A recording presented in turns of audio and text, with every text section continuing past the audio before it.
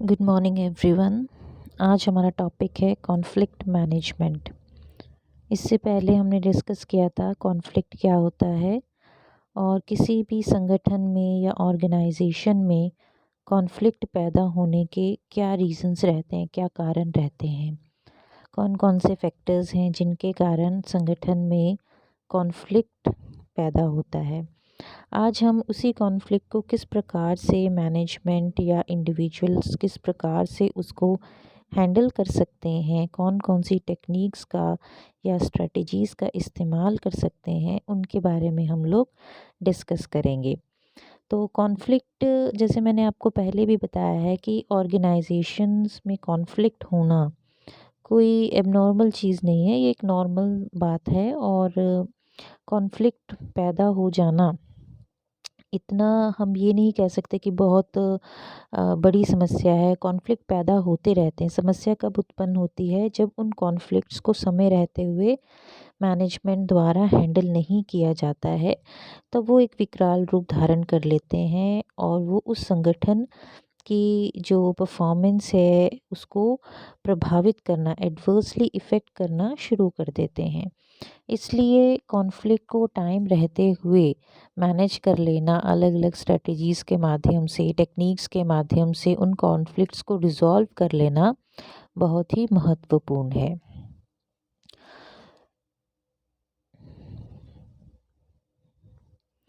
अगर हम अलग अलग मेथड्स की बात करते हैं तो उन मेथड्स को समझने के लिए हमें दो चीज़ों को समझना बड़ा ही ज़रूरी है। वो दो चीज़ें हैं, दो स्टाइल्स। एक है असर्टिवनेस और दूसरी है कोऑपरेटिवनेस। आज जो स्ट्रेटजीज़ हम लोग डिस्कस करने जा रहे हैं वो स्ट्रेटजीज़ इन दो स्टाइल्स के ऊपर आधारित है, असर्टिवनेस और कोऑपरेटिवनेस। तो सबसे पहले हम ये समझेंगे कि असर्टिवनेस का अर्थ क्या है। Assertiveness, the extent to which one wants one's goals met. Assertiveness का मतलब है कि कोई व्यक्ति कितना चाहता है कि जो उसके गोल्स हैं, जो उसके लक्ष्य हैं, जो उसकी ज़रूरतें हैं, जो उसकी नीड्स हैं, वो पूरी हों। असर्टिवनेस अगर हाई है तो इसका मतलब है कि वो व्यक्ति चाहता है कि जो उसकी ज़रूरतें हैं वो पूरी हों। वो सेल्फ से कंसर्न होता है, मतलब वो अपनी जो उसके लक्ष्य हैं उनकी पूर्ति में वो ज़्यादा इंटरेस्टेड होता है और उसको दूसरे से कुछ लेना देना नहीं है। अगर असर्टिवनेस लो है तो उसका मतलब ये हो जाएगा कि उसका कंसर्न अपनी लक्ष्यों को पूरा करने में कम है। तो असर्टिवनेस का अर्थ क्या हुआ कि वो व्यक्ति जो ये चाहता है कि उसके गोल्स को, उसकी वांट्स को, उसकी नीड्स को ही पूरा किया जाए, वो हो गया असर्टिवनेस। नेक्स्ट है कोऑपरेटिवनेस। कोऑपरेटिवनेस का अर्थ है the extent to which one wants to see the other parties concerns met. जहाँ पर व्यक्ति को ये लगता है कि दूसरे व्यक्ति के बारे में भी उसे सोचना चाहिए, उनकी ज़रूरतों के बारे में, उनके इंटरेस्ट के बारे में भी उसको सोचना है, वो दूसरों के लिए कंसर्न्ड होता है, जहाँ पर उसको हम कहते हैं कोऑपरेटिवनेस। तो इन दो स्टाइल्स कौन कौन से, असर्टिवनेस और कोऑपरेटिवनेस, इन दो स्टाइल्स के आधार पर थॉमसन थॉमसन ने 5 स्टाइल्स ऑफ कॉन्फ्लिक्ट मैनेजमेंट दिए हुए हैं। और वो 5 स्टाइल्स कौन से हैं? पहला है avoiding, accommodating, competing, compromising and collaborating. तो ये 5 तरह के कॉन्फ्लिक्ट मैनेज करने के स्टाइल्स जो हैं थॉमस ने दिए हैं। असर्टिवनेस और कोऑपरेटिवनेस जो स्टाइल्स हैं उनके ऊपर ये पांचों आधारित हैं। तो इन पांचों को हम एक एक करके अब समझने का प्रयास करेंगे। ये जो आपके सामने नज़र आ रहा है ये है कॉन्फ्लिक्ट मैनेजमेंट स्टाइल्स का जो मॉडल जो थॉमस ने दिया था, ये वो मॉडल है। तो यहाँ पर आप देख सकते हैं, ये देखिए इस तरफ लिखा हुआ है असर्टिवनेस और इस तरफ लिखा हुआ है कॉपरेशन। असर्टिवनेस की जो डायमेंशन है उसमें आप देख सकते हैं यहाँ लो लिखा हुआ है, यहाँ हाई लिखा हुआ है। उसी प्रकार से ये कॉपरेशन की जो डायमेंशन है इस तरफ लो लिखा है, इधर हाई लिखा है। उसी प्रकार से असर्टिवनेस जब इधर आएगा तो यहाँ लो हो जाएगा और ऊपर हाई हो जाएगा। कॉपरेशन जब यहाँ हम ये वाला हिस्सा भी कॉपरेशन को शो कर रहा है, इधर लो कॉपरेशन, इधर हाई कॉपरेशन। ठीक है, इस प्रकार से आपको मैंने असर्टिवनेस और कॉपरेशन के बारे में जो बताया है वो आपने अब अपने ध्यान में रखना है। तो चलिए अब हम इस मॉडल को समझने की कोशिश करते हैं। इसमें सबसे पहले हम समझेंगे अवॉइडिंग। जो सबसे पहला स्टाइल है जिसकी बात हम करने जा रहे हैं वो है अवॉइडिंग। अवॉइडिंग वो स्टाइल होता है जो असर्टिवनेस जिसमें लो होती है और कॉपरेशन भी जिसमें लो होता है। यानी कि ये स्टाइल वो स्टाइल है जिसमें असर्टिवनेस और कॉपरेटिवनेस दोनों ही कम होते हैं। कहने का अर्थ ये है कि व्यक्ति ना तो खुद के लिए कंसर्न्ड है, ना तो अपनी नीड्स के लिए, अपने लक्ष्यों के लिए कंसर्न्ड होता है, और ना ही वो दूसरों के लिए कंसर्न्ड होता है। ये वो सिचुएशन होती है जहाँ पर कॉन्फ्लिक्ट को कुछ समय के लिए व्यक्ति उस सिचुएशन से अपने आप को दूर कर लेता है, विड्रॉ कर लेता है अपने आप को, या उस चीज़ को थोड़ा पोस्टपोन कर लेता है कि इसको मैं बाद में देखूँगा। जैसे मान लीजिए कि दो पार्टीज़ हैं, इस समय उन दोनों पार्टीज़ में किसी बात को लेकर काफ़ी कॉन्फ्लिक्ट चल रहा है और वो दोनों ही पार्टीज़ बहुत ज़्यादा गुस्से में हैं। तो ऐसी सिचुएशन में अगर मान लीजिए वो एक दूसरे से बात करते हैं तो क्या होगा, वो सिचुएशन और ज़्यादा ख़राब हो जाएगी। अब क्या हुआ कि उस सिचुएशन को अवॉइड कर दिया गया। अब मैनेजर ने ये देखा कि अगर इन दोनों ग्रुप्स को मैं बुलाता हूँ बातचीत के लिए तो क्या हो जाएगा कि ये आपस में कहीं लड़ ना पड़े। तो वो क्या करता है, उन दोनों ग्रुप्स की मीटिंग तय नहीं करता कि अभी इनकी मीटिंग नहीं करवानी, थोड़ा सा इनको शांत हो जाने दो, इनका गुस्सा जब ठंडा हो जाएगा तो उसके बाद हम इनको बुलाएंगे और बातचीत करेंगे। तो यहाँ पर क्या किया गया, अवॉइड किया गया उस सिचुएशन को। ठीक है ना। तो इसी चीज़ को मैं आपको एक और एग्जांपल दे के समझाती हूँ कि मान लीजिए किसी कंपनी का हेड था, वो एक होटल में जाता है और जब वो रात को उस होटल में पहुंचता है तो वो क्या करता है, डिनर वगैरह अपना करता है और डिनर करने के बाद वो अपने रूम के बाहर एक टैग लगा देता है डू नॉट डिस्टर्ब का। उसके बाद वो सो जाता है। अगले दिन वो व्यक्ति सुबह जल्दी उठ के अपना तैयार व्यार होके अपनी मीटिंग के लिए निकल जाता है और उसके बाद वो देर रात को वापस आता है। जब वो देर रात को वापस आता है तो जैसे वो अपने कमरे में एंटर करता है तो वो देखता है कि उसका पूरा रूम वैसे ही पड़ा है जैसा कि वो सुबह छोड़ के गया था।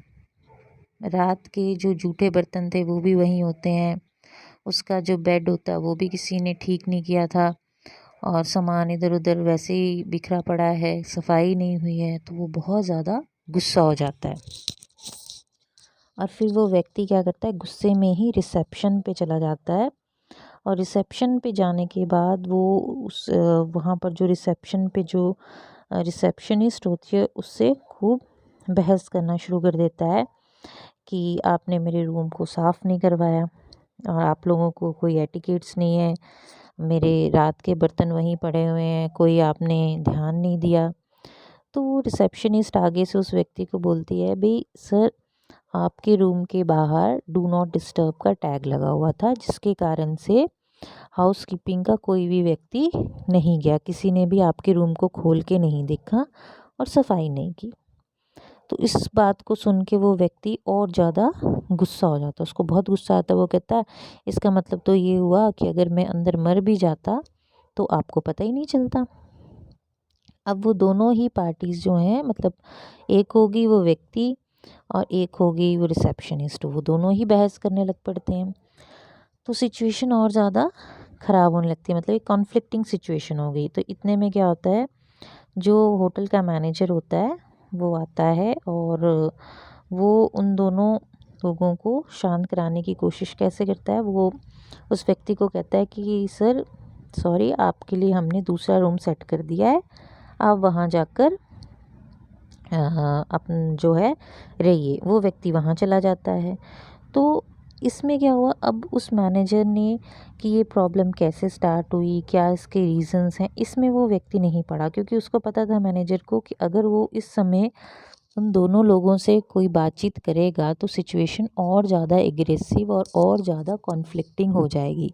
तो उसने क्या किया, उसने अवॉइड किया, उसने दोनों को अलग अलग कर दिया। उसको भेज दिया, रिसेप्शनिस्ट को बोला भाई आप भी जाइए, और उसको भी वो घर भेज देता है और उस व्यक्ति को भी वो दूसरा कमरा दे देता है। तो कई, क्योंकि अब क्या है कि बहुत चांसेस हैं कि सुबह जब वो व्यक्ति सो के उठे तो उसका गुस्सा शांत हो जाए और उसके बाद वो एक नॉर्मल वे में बिहेव करे। तो इसलिए कई बार ऐसा हो जाता है कि कुछ सिचुएशंस को हमें अवॉइड भी करना पड़ता है। तब क्वेश्चन ये उठता है कि हमें कौन सी सिचुएशंस में, कौन सी ऐसी सिचुएशंस हैं जहाँ पर हमें अवॉइडिंग जो स्टाइल है उसका हम इस्तेमाल कर सकते हैं। तो अवॉइडिंग स्टाइल का इस्तेमाल हम वहाँ कर सकते हैं जहाँ पर इश्यूज़ बहुत ज़्यादा इम्पोर्टेंट नहीं है और फ़िलहाल हमारी प्रायोरिटीज़ कुछ और हैं, कि मतलब हम उस चीज़ को, सिचुएशन को थोड़ा डिले कर सकते हैं कि इस मैटर को हम बाद में हैंडल करेंगे, फॉर द टाइम बीइंग इसको हमने सेटल डाउन कर दिया है। मतलब इससे हम थोड़ा सा, मतलब उस चीज़ को हमने थोड़ा सा पोस्टपोन कर दिया कि ठीक है, अब इस सिचुएशन के बारे में हम दोनों लोगों से सुबह बात करेंगे, कि रिसेप्शनिस्ट को भी सुबह बुलाएंगे और उस व्यक्ति को भी सुबह बुला के तब बात करेंगे। और इन द मॉर्निंग इस चीज़ के चांसेस बहुत अधिक हैं कि दोनों ही व्यक्तियों का गुस्सा ठंडा हो गया हो और वो नॉर्मली ही इस कॉन्फ्लिक्टिंग सिचुएशन को जो है वो सॉर्ट आउट कर ले, रिजॉल्व कर ले। लेकिन ये भी है कि अवॉइडिंग स्टाइल का बहुत ज़्यादा इस्तेमाल करना भी नुकसानदायक होता है, क्योंकि अगर इम्पॉर्टेंट चीज़ें हैं तो उन पे हमें डिसीज़न जो है क्विकली लेने की ज़रूरत होती है। ठीक है, अब हम अगला करेंगे एकमोडेटिंग स्टाइल। एकमोडेटिंग स्टाइल जो है, यहाँ पे देखिए आप, कॉपरेशन इसमें हाई होता है और ये रहा असर्टिवनेस। जब असर्टिवनेस यहाँ आएगा तो यहाँ असर्टिवनेस की डायमेंशन आ जाएगी लो। तो इस जो एकमोडेशन है ये वो स्टाइल होता है जहाँ पर कॉपरेशन हाई है। कॉपरेशन हाई होने का मतलब ये है कि यहाँ पर जो व्यक्ति है वो अपनी जो चीज़ें हैं वो भी सेक्रीफाइस करने के लिए तैयार होता है और उसको ये लगता है कि दूसरे व्यक्ति की जो नीड्स हैं, जो ज़रूरतें हैं, जो उसके लक्ष्य हैं वो उसको प्राप्त कर ले, चाहे इसके बदले उसे अपनी चीज़ें जो हैं वो सेक्रीफाइस, उसका बलिदान ही क्यों ना करना पड़ जाए, लेकिन वो दूसरे व्यक्ति की जो नीड्स हैं, जो उसके कंसर्न्स हैं, वो उसमें ज़्यादा इंटरेस्टेड होता है। तो एकोमोडेटिंग जो है, क्योंकि कॉपरेशन इसमें हाई है, कॉपरेशन का मतलब क्या है, जब हम दूसरी की तरफ ज़्यादा कंसर्न्ड होते हैं कि दूसरे व्यक्ति की जो नीड्स हैं, जो ज़रूरतें हैं वो पूरी हो जाएं, चाहे मेरी ना पूरी हों। तो ऐसे में क्या होता है, क्योंकि यहाँ असर्टिवनेस जो है वो लो रहती है। असर्टिवनेस लो रहने का मतलब है कि व्यक्ति अपनी चीज़ों के प्रति कंसर्न शो नहीं कर रहा है, बस उसका ये कंसर्न है कि दूसरा जो व्यक्ति है उसकी जो ज़रूरतें हैं वो पूरी हो जाएं। तो ऐसे में एकोमोडेटिंग स्टाइल का इस्तेमाल कर किया जाता है, मतलब इसको हम एकोमोडेशन कहते हैं। देखिए एकोमोडेशन का मतलब, लेकिन क्या है कि एकोमोडेशन का भी हमें ज़रूरत से ज़्यादा इस्तेमाल करना जो है वो डेंजरस हो जाता है। मान लीजिए एक मैनेजर है और वो ज़रूरत से ज़्यादा एकोमोडेटिंग स्टाइल का इस्तेमाल कर रहा है, तो उससे क्या होगा कि जो उसके अंडर काम कर रहे हैं वो लोग फिर उसकी रिस्पेक्ट नहीं करेंगे। उनको लगेगा कि इसको थोड़ा सा, इस मैनेजर के साथ आर्ग्यू कर लीजिए या थोड़ा सा इसको परेशान कर लीजिए तो ये हमारी बात को मान जाएगा। तो एकोमोडेशन स्टाइल जो है ये कई ज़रूरत से ज़्यादा हमें इस्तेमाल नहीं करना चाहिए। लेकिन अगेन यही क्वेश्चन उठता है, हमें एकोमोडेटिंग स्टाइल का इस्तेमाल कहाँ करना चाहिए। तो हमें एकोमोडेटिंग जो मेथड है, हमारा जो टेक्निक है कॉन्फ्लिक्ट मैनेजमेंट की, उसका यूज़ हमें तब करना चाहिए जब हमें लगे कि जो मतलब ये जो सिचुएशन है, इस सिचुएशन में हमें थोड़ा-सा हमें ये महसूस हो रहा हो कि शायद यहाँ पर हम उतनी बेटर सिचुएशन में नहीं हैं, उतनी बेटर पोज़ीशन में नहीं हैं, शायद कहीं न कहीं हम रॉन्ग हैं।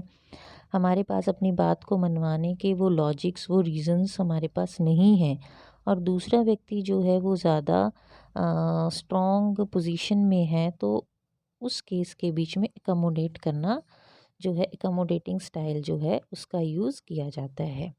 और जब ये लगता है, कई बार ऐसी भी सिचुएशंस होती हैं जहाँ पर व्यक्ति को ऐसा लगता है कि कोई बात नहीं, इस बार हम इसकी बात मान लेते हैं और पब्लिकली ये शो करने का प्रयास करते हैं कि देखो मैंने इस व्यक्ति के लिए अपनी जो ज़रूरतें थी वो सेक्रीफाइस कर दी हैं। तो वो सोशल क्रेडिट्स के लिए भी कई बार हम लोग एकोमोडेटिंग स्टाइल का इस्तेमाल करते हैं और कई बार हम लोग एक तरह का ये कह सकते हैं हार्मनी शो करने के लिए या उसको जो है सौहार्दपूर्ण वातावरण बनाने के लिए भी कई बार हम एकोमोडेटिंग स्टाइल का इस्तेमाल कर देते हैं। उसके बाद आता है हमारा कंपीटिंग। कंपीटिंग स्टाइल में आप देखिए कि कंपीटिंग के बीच में असर्टिवनेस जो है वो हाई है और कोऑपरेशन जो है वो भी हाई है। सॉरी, कोऑपरेशन जो है वो लो है। यहाँ कोऑपरेशन आ गया, यहाँ कोऑपरेशन आ गया, तो यहाँ कोऑपरेशन लो है। तो इसके बीच में कोऑपरेशन लो है और असर्टिवनेस जो है वो हाई है। तो कंपीटिंग में मैं फिर से आपको रिपीट कर देती हूँ, ये वो स्टाइल है जिसके बीच में असर्टिवनेस हाई रहता है और कोऑपरेशन जो है वो लो रहता है। देखो ये कोऑपरेशन है, यहाँ लो लिखा है, यहाँ हाई लिखा है। अगर हम यहाँ कोऑपरेशन लिखते हैं, यहाँ लो लिखेंगे, यहाँ हाई लिखेंगे। ठीक है, तो कोऑपरेशन यहाँ पर लो है और असर्टिवनेस यहाँ पर हाई है। तो इस स्टाइल के बीच में क्या होता है, in this style one tries to meet one's goal at the other parties expenses. यहाँ पर व्यक्ति अपने गोल्स पूरे करना चाहता है, अपने लक्ष्य जो है वो प्राप्त करना चाहता है, चाहे इसके लिए उसे दूसरे को पीछे ही क्यों ना धकेलना पड़ जाए। मतलब वो अपना जो है अपनी जो उसकी हम कह सकते हैं मोटिव्स हैं, जो लक्ष्य हैं, जो नीड्स हैं, जो वांट्स हैं, वो उसको पूरा करना चाहता है। लेकिन यहाँ पर क्या है, जो इस कंपीटिंग में हमें जो ध्यान रखने की स्ट्रेटजी में ध्यान रखने की ज़रूरत है कि अगर हम इसका ज़्यादा इस्तेमाल करते हैं तो वो काफ़ी ख़तरनाक कई बार साबित हो सकता है। क्योंकि कई बार ऐसा हो जाता है because one who does so may become reluctant to admit even. जब व्यक्ति गलत है तब भी वो इस चीज़ को एडमिट ही नहीं करता, वो बहुत रिलक्टेंट रहता है कि नहीं, मैं तो सही हूँ, जो मैं कर रहा हूँ वो ठीक है। तो उस वे में, उस सिचुएशन के बीच में कई बार हम ये कह सकते हैं कि अगर हम कंपीटिंग स्टाइल का इस्तेमाल कर रहे हैं जहाँ पर व्यक्ति गलत है, लेकिन फिर भी अगर हम कंपीटिंग स्टाइल का इस्तेमाल करते हैं तो वहाँ पर कॉन्फ्लिक्ट जो है वो बढ़ जाएगा, कम नहीं होगा। तो कंपीटिंग वो स्टाइल है जिसके बीच में असर्शन हाई होता है, यानी कि हम अपनी नीड्स जो हैं, अपने जो गोल्स हैं उससे ज़्यादा कंसर्न है और दूसरे लोगों के बारे में हम नहीं सोच रहे हैं। जैसे कई बार अब जैसे मैनेजर है वो ये सोच रहा है कि ये जो न्यू पॉलिसी है इसको लाना बहुत ज़रूरी है, लेकिन लोग इसको अपोज़ करेंगे। लेकिन ये जो पॉलिसी है ये ऑर्गेनाइजेशन के वेलफेयर के लिए ज़रूरी है। तो वो क्या करेगा, वो उस पॉलिसी को लेकर आएगा, लोगों पर उस चीज़ को इम्पोज़ करेगा। तो ऐसी सिचुएशंस के बीच में जो कंपीटिंग स्टाइल है उसका इस्तेमाल किया जाता है। जहाँ पर मान लीजिए मैनेजमेंट को ये लग रहा है कि ये पॉलिसी जो है वो ऑर्गेनाइजेशन के लिए काफ़ी फ़ायदेमंद साबित होगी, या उन्हें ऐसे लगता है कुछ ऐसे इम्पोर्टेंट इश्यूज़ हैं जो कि ऑर्गेनाइजेशन के लिए इम्पॉर्टेंट हैं। मतलब उन चीज़ों में उन्हें कुछ ऐसे हार्ड डिसीजंस लेने पड़ेंगे जो कि एम्प्लॉयज़ के फेवर में नहीं है लेकिन ऑर्गेनाइजेशन के फेवर में है। तो ऐसी जगहों पर वो कंपीटिंग स्टाइल का इस्तेमाल करते हैं। या ये हो सकता है जहाँ कंपनी के वेलफेयर की बात आ रही हो, ऐसे इश्यूज़ में भी वो कंपीटिंग स्टाइल का इस्तेमाल करते हैं कि जो मैनेजमेंट है कि हमारा ये गोल है, हमें तो ये पूरा करना ही करना है, यहाँ पर हमें दूसरों के वेलफेयर के बारे में, दूसरों के कंसर्न के बारे में नहीं सोचना है। तो ऐसी सिचुएशन में कंपीटिंग स्टाइल का इस्तेमाल किया जाता है। आगे आता है collaborating. Collaborating style is marked by both high assertiveness and cooperativeness. तो collaborating में assertiveness हाई रहती है। मान लीजिए मैं यहाँ पर assertiveness लिखती हूँ, ये assertiveness यहाँ आएगा, यहाँ assertiveness हाई, यहाँ assertiveness लो, ठीक है। यहाँ cooperation लिखती हूँ, यहाँ cooperation हाई आएगा, यहाँ cooperation लो।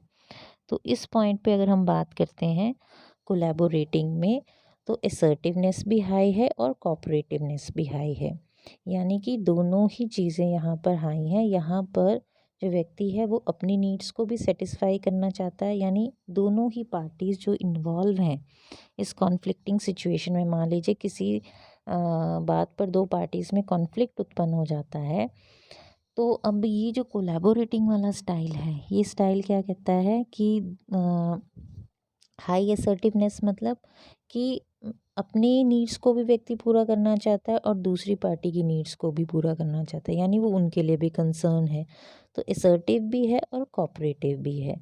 तो अब यहाँ पर कौन सी, अब क्या स्टाइल, ये जो स्टाइल है इस स्टाइल को हम विन विन स्टाइल भी कहते हैं। अब इसमें क्या होता है कि दोनों पार्टीज़ एक साथ बैठती हैं, जॉइंट एफर्ट्स किए जाते हैं कि किस प्रकार से हम इस कॉन्फ्लिक्ट को रिजॉल्व करें जिससे कि दोनों का ही नुकसान ना हो, दोनों को ही फ़ायदा हो। तो इसलिए हम इस स्टाइल को विन विन स्टाइल भी कहते हैं।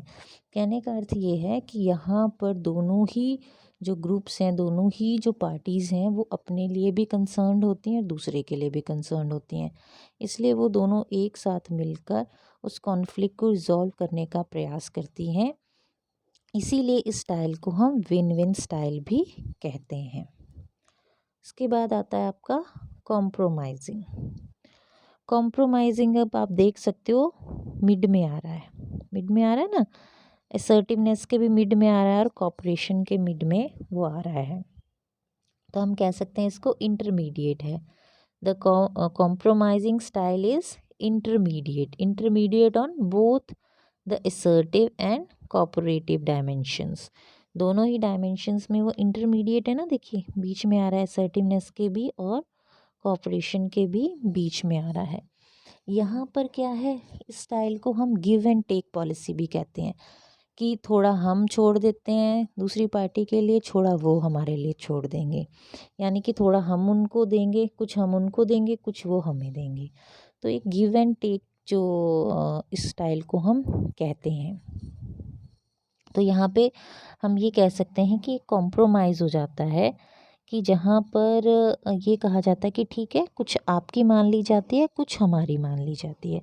तो इस तरह से कॉम्प्रोमाइज़िंग के माध्यम से भी हम ये कह सकते हैं कि रिज़ॉल्व करने की, जो कॉन्फ्लिक्ट्स हैं उन्हें दूर करने का प्रयास किया जाता है। तो हमने ये 5 जो कॉन्फ्लिक्ट मैनेजमेंट के स्टाइल्स जो कि थॉमस द्वारा दिए गए हैं, और ये स्टाइल्स 2 डायमेंशन या 2 स्टाइल्स के ऊपर कौन कौन से, असर्टिवनेस और कोऑपरेटिवनेस के ऊपर, या कोऑपरेटिव जो हमारी जो 2 डायमेंशंस हैं, assertiveness and cooperativeness, in 2 dimension या 2 स्टाइल्स के ऊपर आधारित हमने 5 कॉन्फ्लिक्ट मैनेजमेंट स्टाइल्स की बात की है जो कि थॉमस द्वारा दिए गए हैं।